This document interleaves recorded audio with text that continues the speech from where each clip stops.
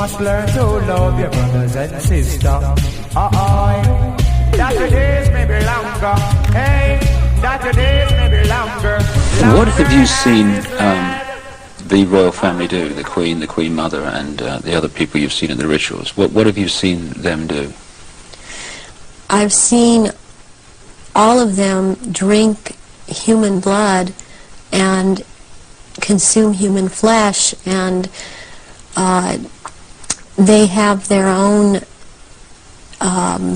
goblets in which they have blood, and these goblets are encrusted with jewels, and they also have their own daggers, and that the dagger goes into the goblet, and they stir the blood around with it, and it's also a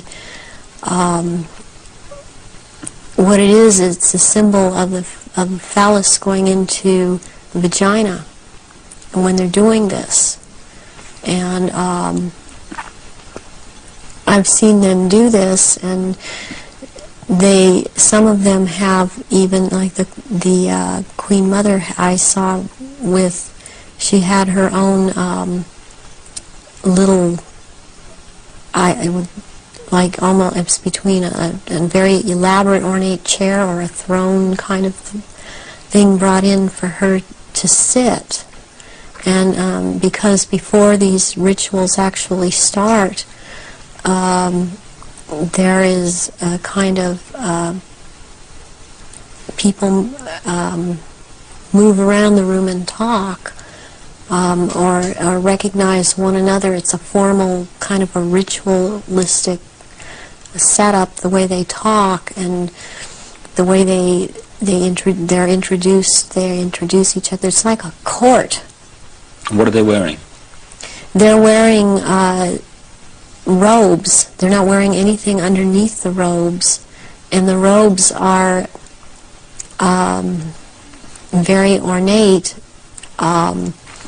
They all have, the one thing in common they have is they have a red color like blood, and some of them have purple, and they have gold kinds of lines running through them. They have the Merovingian symbol of France, the fleur-de-lis, and there are jewels that are sewn in at certain points on these robes, and they wear these robes, but they don't wear anything underneath the robes, because what is going to happen, what the rituals are all about, they're going to shape-shift, and they can't have anything on under the robes. And there are orgy kind of things that go on at the rituals also. And involving the royal family of Britain? Yes, involving the royal family of Britain, and the sacrifice and the eating of, consuming the sacrifice, and they are involved in that. And you've seen them do that? Yes, I have seen them do that. People in Britain, listening to what you're saying, would obviously be staggered, I guess anywhere in the world, but what would stagger them mostly is, in Britain, the Queen Mother has an image of being the nation's grandmother, the nice old lady, and good old Queen Mum, what a lovely lady. What's your experience of the Queen Mother? She is very cold in reality, and she is very cruel, and she is very different than she comes across to the public. She's cold-blooded.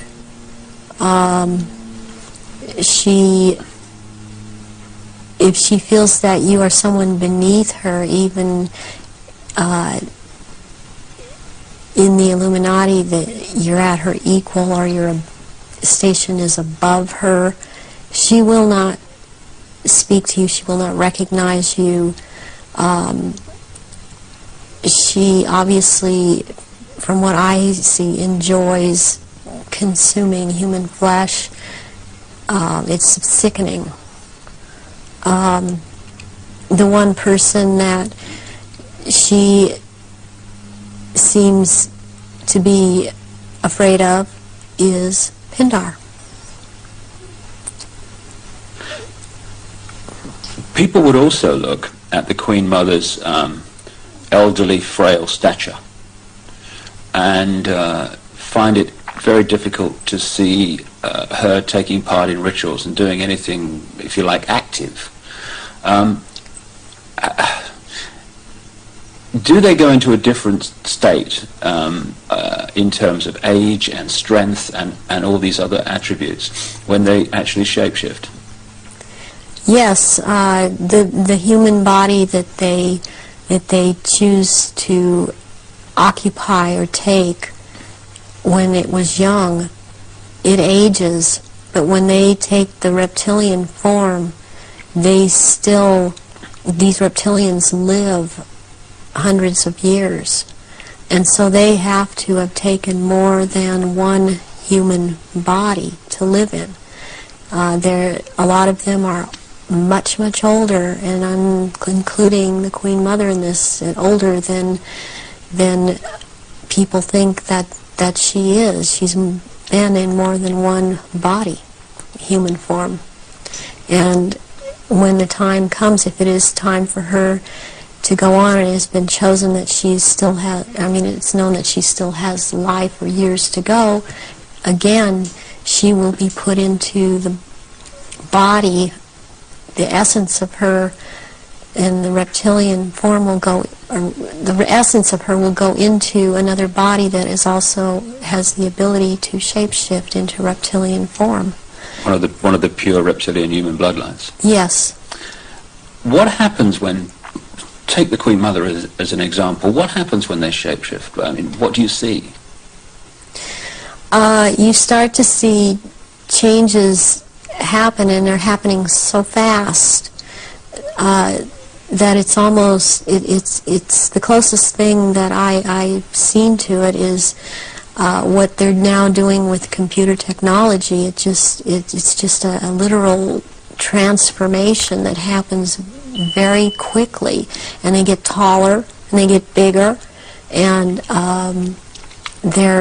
they don't look at all as reptilians like they do as humans, and thus the wearing of the robes, because if they were in clothes, the clothes would be torn apart. So let's take the Queen Mother on this subject as an example. We recognize her as a frail old lady. What does she look like when she shapeshifts at these rituals? She has, she looks like the nose portion gets very much longer, and it grows into kind of a snout kind of thing. She has little fangs and incisors as teeth, and there's a tongue.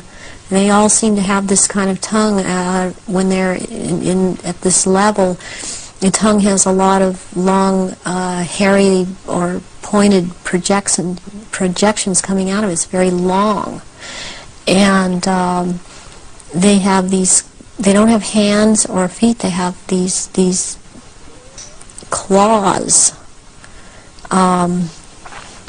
And they have scales, and also scales that seem to kind of disappear into one another, but it's more pronounced on the back. There seem to be lumps or protrusions coming from the head. There seem to be some kind of growth appendages at where, on the back, and they seem folded, and not all of them have that. And there is a tail, and they a lot of times will keep the tail curled, and and I've seen her when she's very displeased with something, as I've seen other members like this. This tail is whipped around, very agitated, and they do, and she hisses, What color are they? Which one in particular? Take the Queen Mother as an example. She's kind of a beige color on the underside, and by the time you're going up around to the back and the tail and the top of the head and on top of the nose, snout, whatever, it's coming to a very, they're dark speckles or large speckles of dark browns. And the eyes, usually, they're large, they look like, they're very round, and they look like they're coming out of their sockets, and very protruding, and usually the color ranges from a beige to a gold to a dark greenish gold, and then there's this dark slit up and down, a vertical slit, and and the eyes will look hooded, and when they look hooded, it's a very frightening thing, because it seems that when the eyes are hooded, they're about to do something. What do you mean by hooded? The lids come down, and it's almost, I guess it would be the same thing in a human as an expression of that someone's got an idea. And how tall are they when they shapeshift? They're just about 7 feet tall. Some are a little shorter, or to a foot shorter. Some are a little bit taller than 7 feet. So what would the Queen and Prince Charles look like in their reptilian form? As to height? As to general appearance?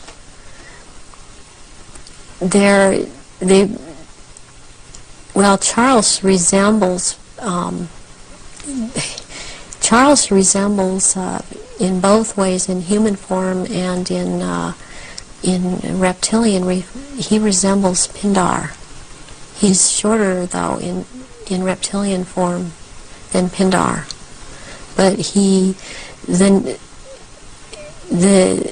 the way that the reptilian, the nose shapes into the snout at that point, and the jaw becomes the underpart. It's very much like Pindar, and his mother doesn't look quite the same as he does. But what does the Queen look like? The Queen, she's darker, not quite so pale. She's darker. All over, she doesn't have the amount of I would call it freckling. It's more like a gradual, like the skin is gradually getting darker. It's more smooth. And she does have the lumps up around her head and down the tail, the spine. Charles has the tails down around the spine, and funny enough, he has the protrusions from the skull in the reptilian form, where about or above, right above where it seems like his ears would have been. What is it about the rituals that allow the shapeshifting to happen? When the victims are starting to be sacrificed, it's the scent of the blood, and they start shape-shifting at that point in time, and they can hardly wait to get to the blood. It's like they're addicted to the blood, and then the consumption of human flesh that follows. What have you seen the Queen or any of the royal family do in relation to that? Have you seen them sacrifice and consume human flesh? There are certain times when they will actually do a sacrifice, or there will have been someone doing a sacrifice, and it's not happening fast enough for them. So they will step in and finish it themselves, because the ritual has to be gone through. It's sacrificially, ritualistically, it has to have been gone through. And they will step right in and just start tearing the throat out. And they're getting all this blood from the jugular vein at the same time. And that has happened when there are many there that are going to be sacrificed, and they just can't wait. And tearing into the contents of the abdomen and stomach of a victim afterwards. Who have you seen do that? I've seen the Queen Mother do that, and Prince Philip and Charles. I've seen Guy de Rothschild do this. It seems that I've seen it more among royalty, or so-called royalty, do this than people that are not titled. That they don't seem to. They seem like it feels like they don't dare. But they shapeshift nonetheless. But it's like the royals that step in and just start tearing away as they can hardly wait. How long can they hold the reptilian form in these occasions? During the rituals, it's much easier for them to hold their reptilian form. They can stay in that form. What it is that they have a hard time holding their human form. And as long as they're around blood and the scent of blood, they can't hold human form. Right. Where do you think the story of Diana fits into all this? In terms of the ritual that you know about, and the royal family background that you know about. What was all that about? What happened in Paris? Diana was a ritual sacrifice because she's named after a goddess, Diana. She was chosen from before birth for the purpose of which she served. I understand and very well, and am very empathetic towards Diana, because in a way it parallels what happened to me, to have served your purpose, had 2 children, and then be tossed aside. And to her horror, though, she obviously never attending a ritual, she knew something was happening, and she knew what was going on, and could not be trusted to be at a ritual anyways. I don't think that Diana would have attended a ritual. I don't think that they could get her to cooperate in this because she actually saw for herself that this was going on after she married Charles. Was there any way, when Diana was married to Charles, without attending a blood ritual, that she could have seen him or one of the others become a reptile?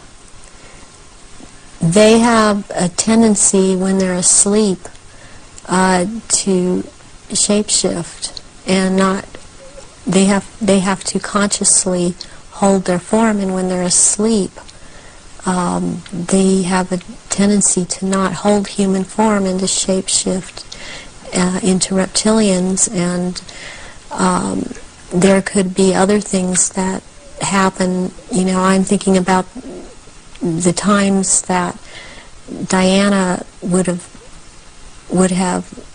gone through a menstrual period. Well, that would have also really triggered some of these people in the royal family that are reptilian around her to want to shapeshift, or any woman, any human woman in that household that would be having a period, that scent of blood would tend to cause a momentary shapeshift.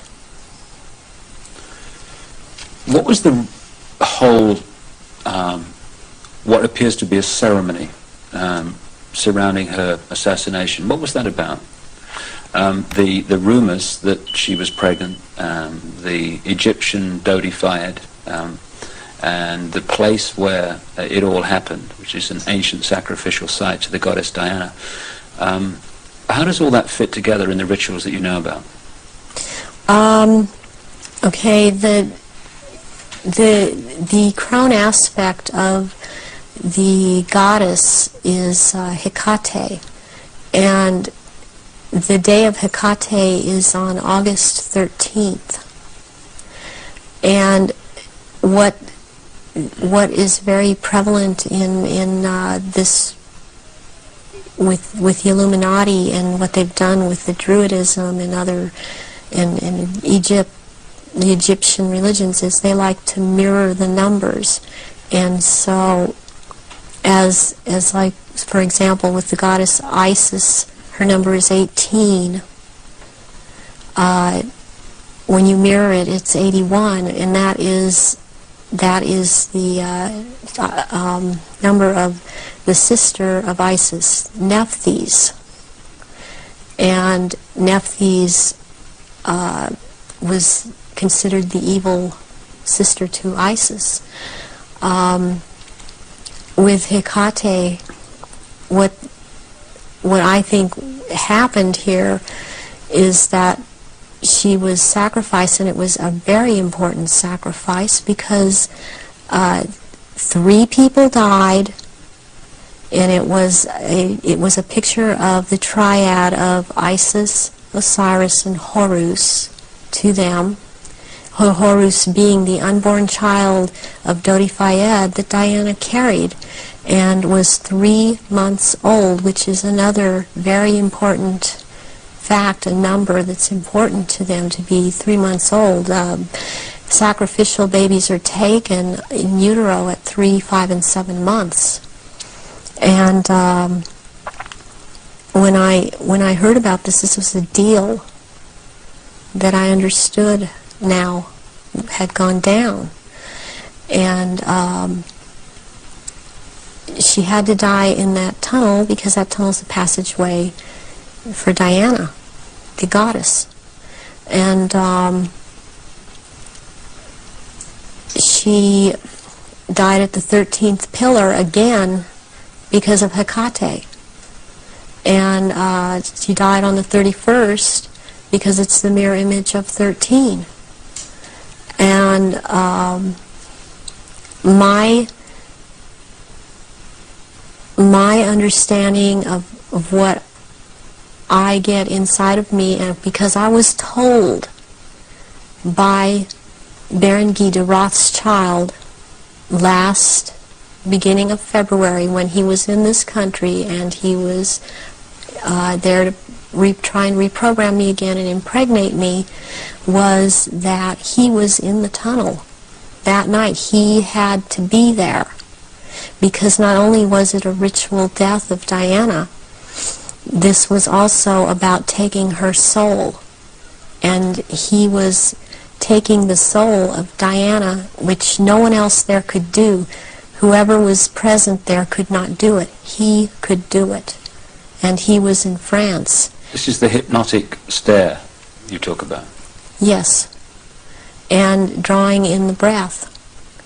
And he had to be there to do this ritual killing, this ritual murder. This would mean that the ambulance team and a doctor that arrived within a minute of the crash coming the other way must have been in on this whole deal, or at least the people in charge of the ambulance team. From your experience of the kind of people involved in this Illuminati satanic network. Do you think that's possible, that they could set that up? Yes, I do. I've seen a lot of things set up that if you did not know, if you weren't in on the so-called inner circle, or know what the Illuminati can do, because they depend on people not believing they're really there, you would not, you would have a hard time believing it. That this has been such a secretive group and worked in such insidious ways to infiltrate and control. And there are so many unanswered questions they don't seem to be able to answer about Diana that keep coming up in spite of all the reports that come out, because there are people that don't believe what they're hearing. What would have been the purpose of creating such a clear and definite ritual in the assassination of Diana? What would be the purpose of that when they could have killed her in another way?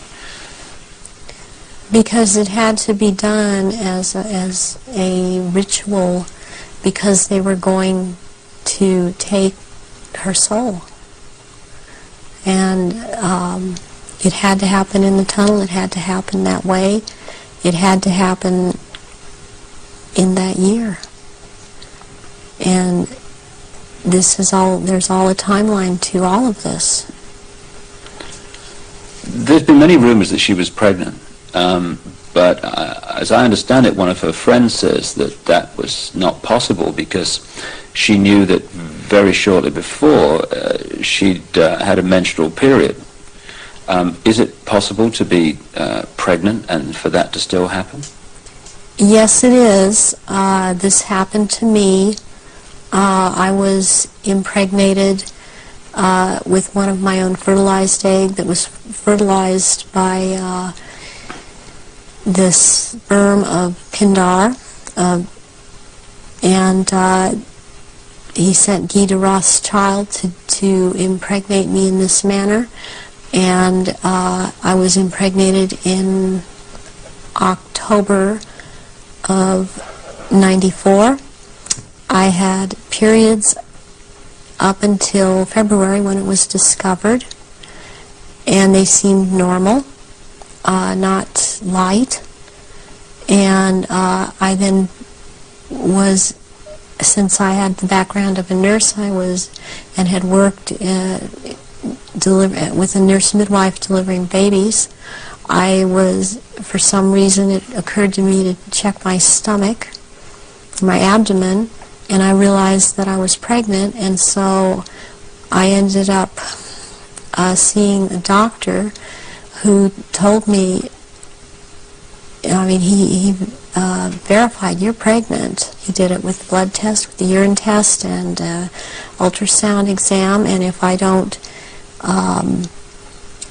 do an abortion on you tomorrow, you're going to have to go through a different type of abortion, which probably would have been a saline abortion, and I knew what I was pregnant with by that time, and so I was terrified to go through with it, and I could not go through with it, knowing what I knew, and so I had the abortion, but I had periods the whole time.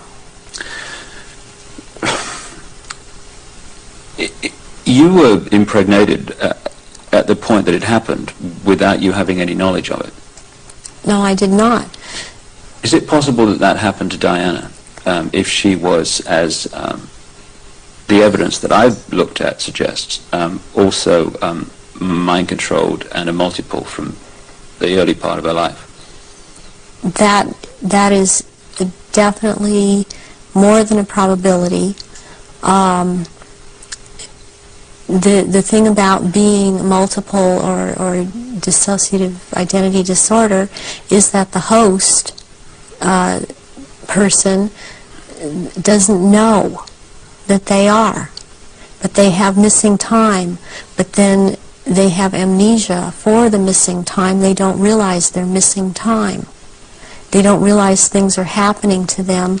They show up pregnant, they show up with marks on their bodies. They don't know, I think I must have bumped myself, and that's not actually how it happened. Or they have needle marks on their body when they've been gotten a hold of and drugged. And it's only when they start to realize something's not right and they try and make a timeline and try and account for their time, they realize there's so much they can't account for that they simply took for granted. Oh, I was out shopping, or I was at this person's house, or I was over there. Then they realize they don't have a timeline for any of these things. Do you think that Diana's two children were Prince Charles's children? I do not believe that William is, I've heard that he was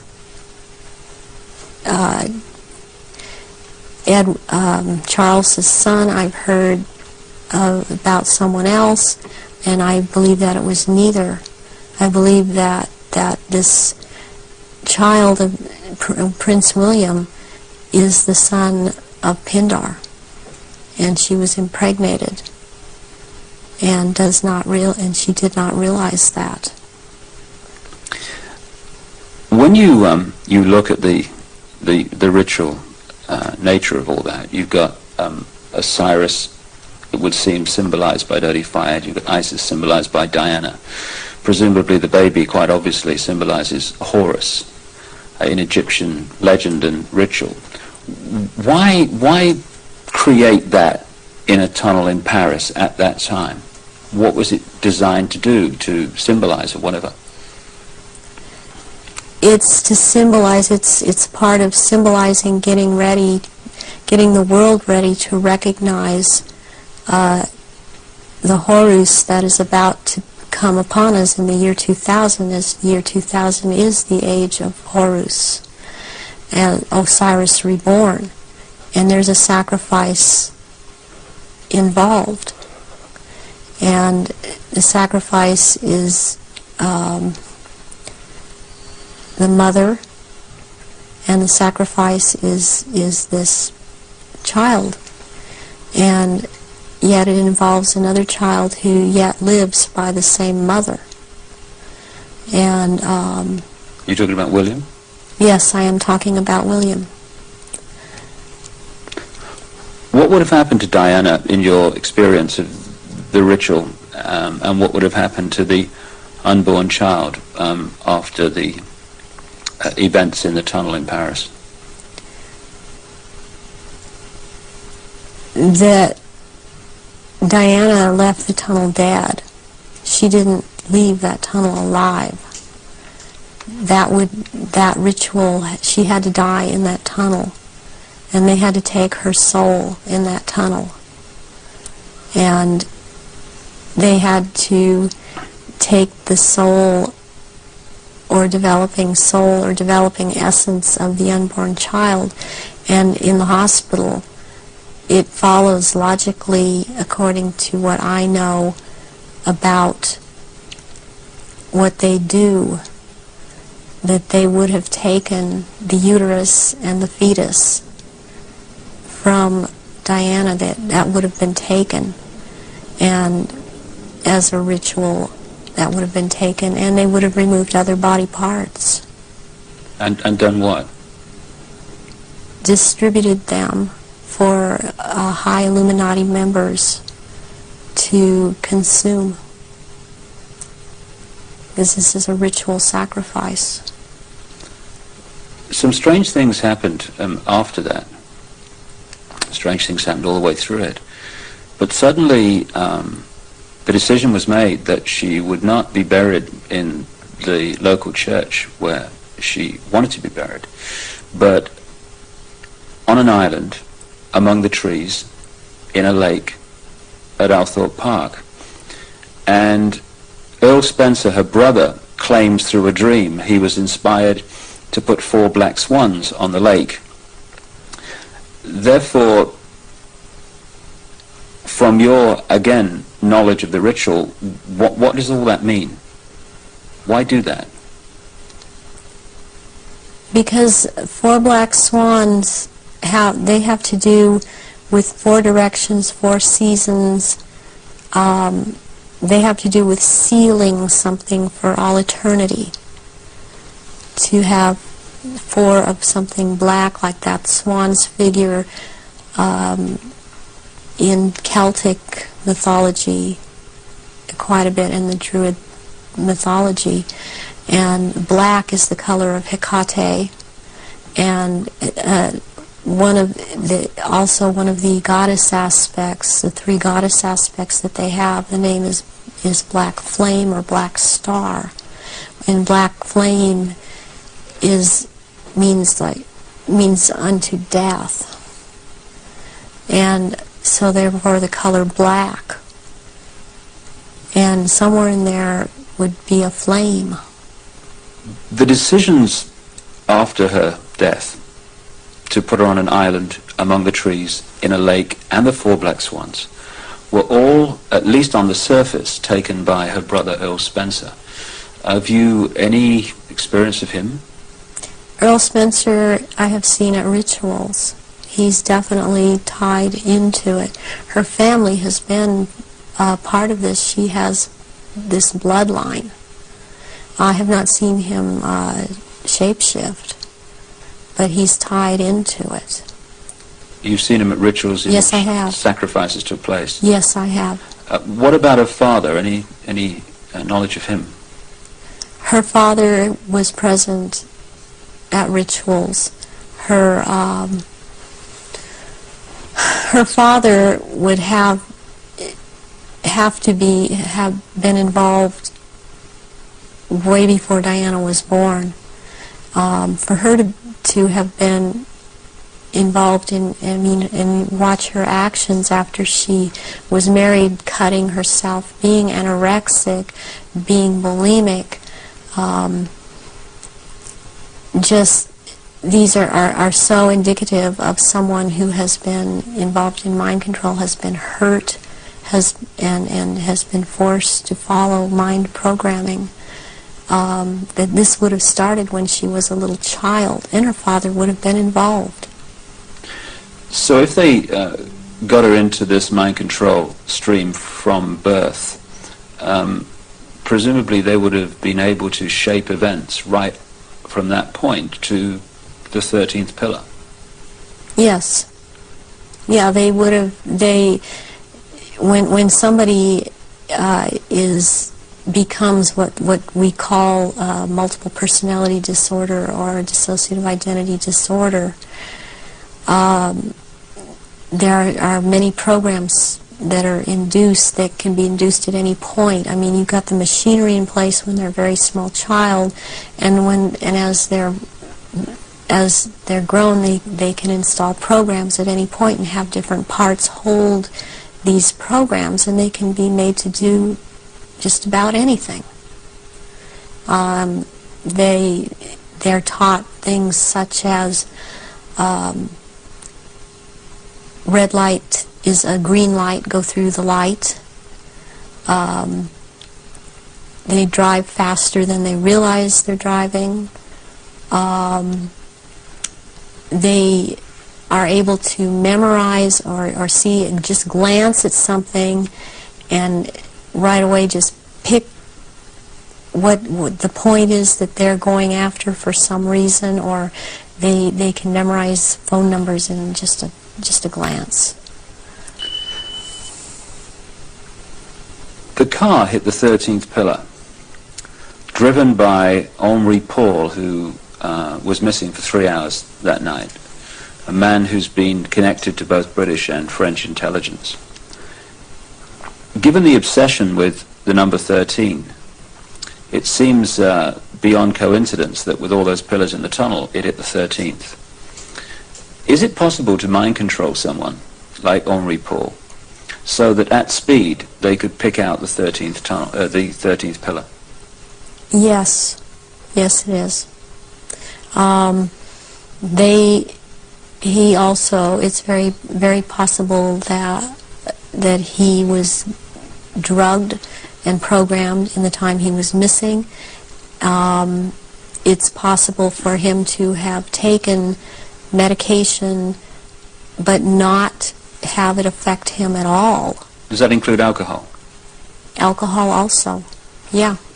And then maybe later or not, it would affect him, depending on if that's what the program was for it to affect him. But it might not affect someone at all. I've been through this myself, so I know this to be true. And what happened to you in this instance? It was a very bad time in my life. The one time in particular I'm speaking of, where my then husband told me that he wanted a divorce, and I took approximately 8.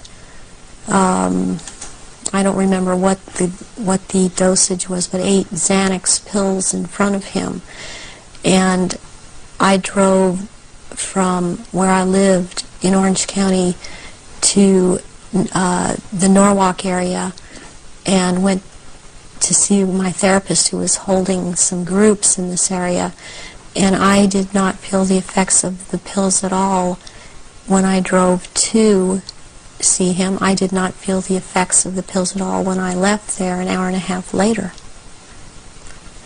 And I had no car accidents. I was not stopped. My driving skills were very good. And I've seen this happen with other people that have had the mind control programming and this DID, and you just swallow up medication and one part holds on to it and it does not affect the body. So if you're in a compartment that is not connected to taking the pills, you're not affected by it. But if you were put into that compartment that took the pills, if you like, you would be affected by them. Yes, and you can also have, what they can do with you is have a whole bunch of alters or parts lined up that, okay, you will be out from this point to this point, and then you, this next part, will be out at this, from this point to this point. They can keep going like that. It can be a very complicated, long thing, but they can line them up that way. That's the way the programming goes. Do you think this could explain the apparent mystery of a alcohol reading of Henri Paul that was equivalent to 8 Scottish on an empty stomach, while the video evidence of the Ritz Hotel security cameras is that this was not a man in the minutes before he drove Diana into the tunnel that was in any way at that level of drunkenness? Yes, that can very well explain it.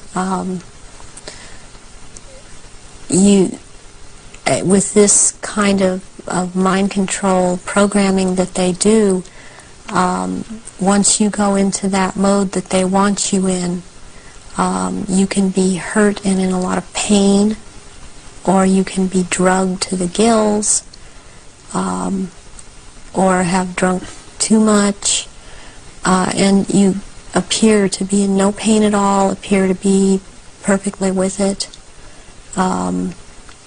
and you don't feel it. You feel all right. People would find it difficult, just coming from their own experience and observation, that someone could drive a car into a tunnel at considerable speed and pick out among 30 odd the 13th pillar. How is that possible to program someone to do that?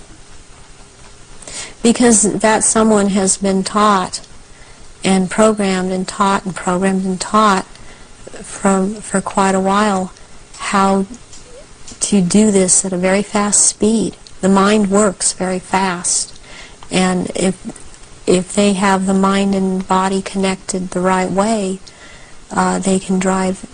They would have been able. This person would have been able to drive into the 13th pillar at a fast speed.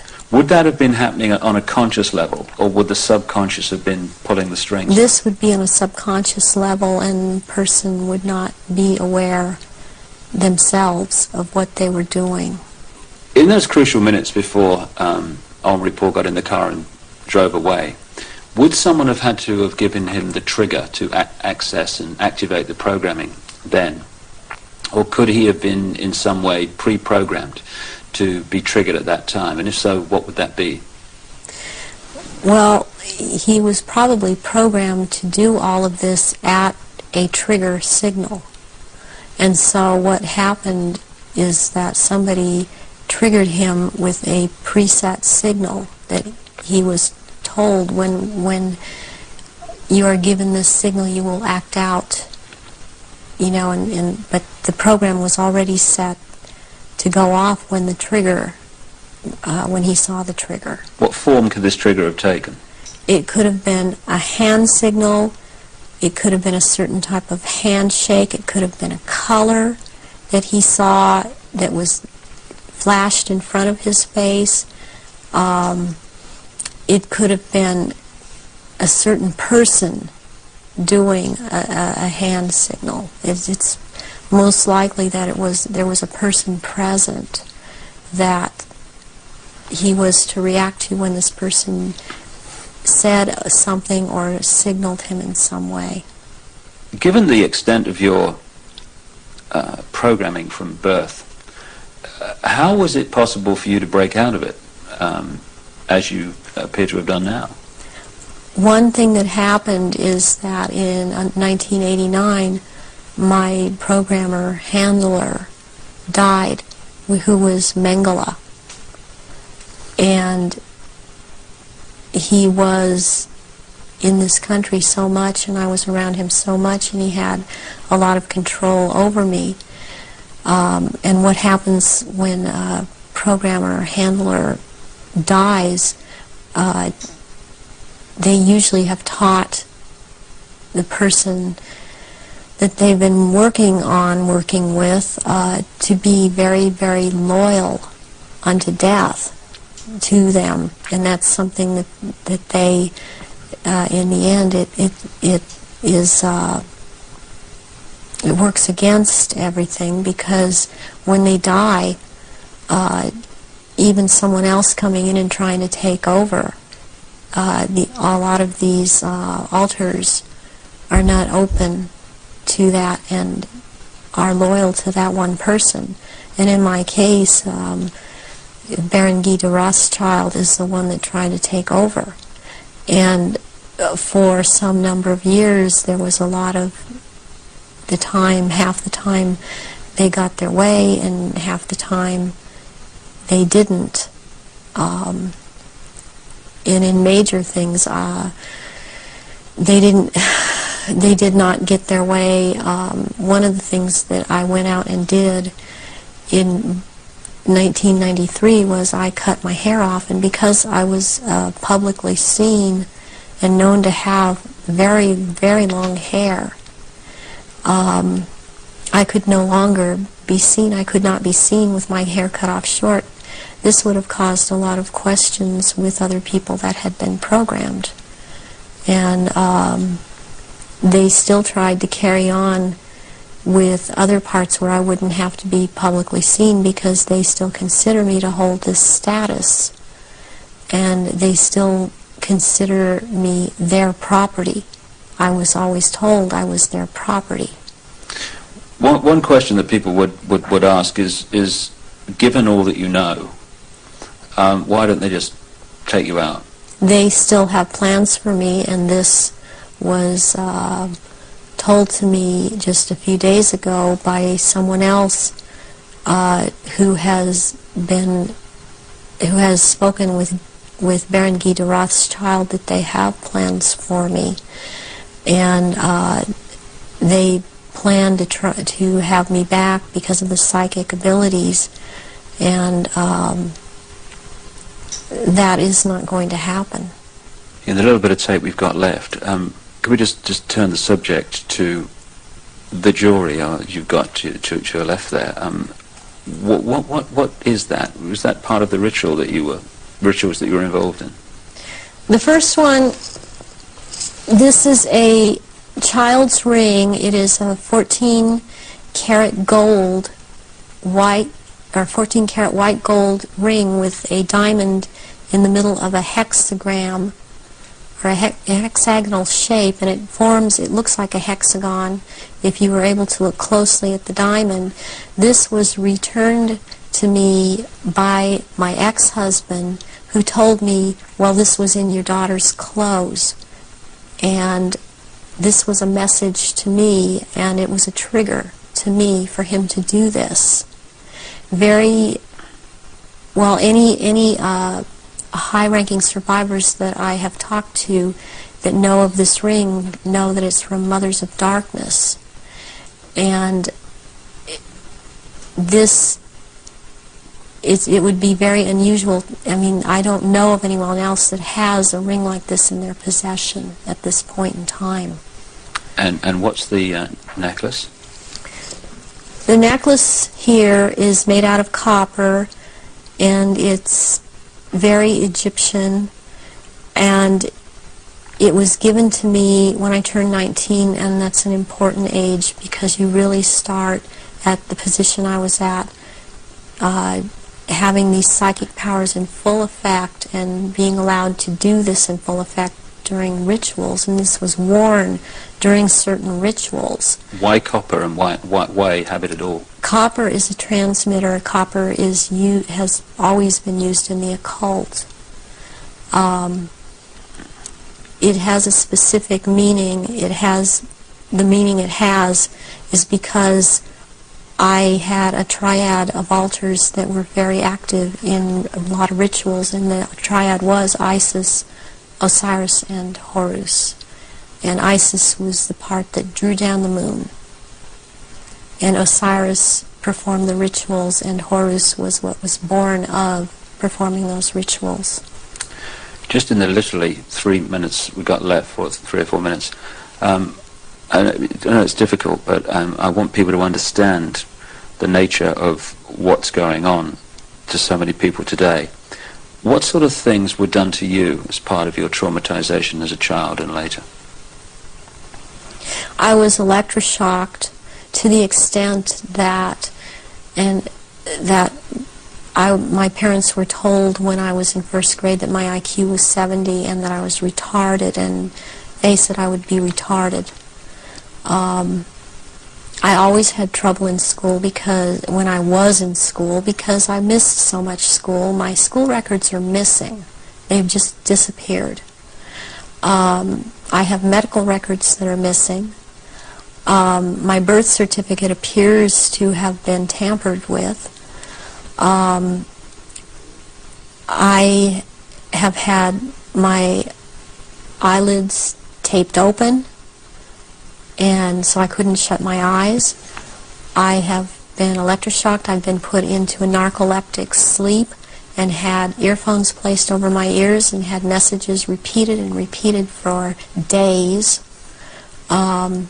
I've had drugs injected into my body so that my nerves were just like on fire, and then they would just touch me. Since I wasn't allowed to have marks on my body, they couldn't use a cattle prod on me, but they do use cattle prods on people in torturing them, and they do use electrical stimulation to the genitals and also on the teeth. And they like to inject between the toes and under the fingernails and up in the gums. I've also had some kind of scarring done up through the roof of my mouth all the way up to the brain stem back here that gives me a photographic memory. And I have calcium blocks around the pineal gland that seem to be perfectly spaced and even, and it's very, very curious. The doctors can't seem to come up with a reason for that. I have been programmed to be anorexic, to be bulimic. For the government programming, since I was also used by the government in this country, I was programmed to cut my arms if I started to remember, which I was punished for by the Illuminati, as I was not to have these marks upon myself. I have I was made to eat my own feces as a little child. I was made to drink my own urine. I was not allowed to go to the bathroom. I was placed in a sensory deprivation tank. I had my shoulders, my knees, my toes, and my fingers, my elbows dislocated and then put back into place when they wanted me to be traumatized. I've repeatedly had phone calls of tones coming over my phone, and tones that you can't make by pressing telephone buttons, tones that sound like sonar sounds from a submarine, tones that sound like they were made by some type of instrument. And I have had directed energy used on me, ELF, low-frequency electric waves used on me, microwave energy.